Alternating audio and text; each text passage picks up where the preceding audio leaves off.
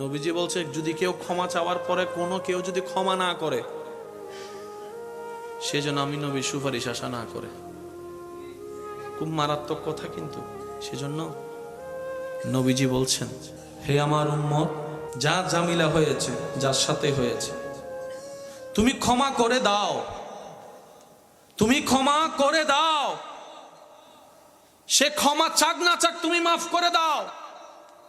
তুমি যদি মাফ করলে তোমার ইজ্জতের কমতি হয়, আমি মুস্তাফা থেকে হাসরের ময়দানে তোমার ইজ্জত বুঝে নিও।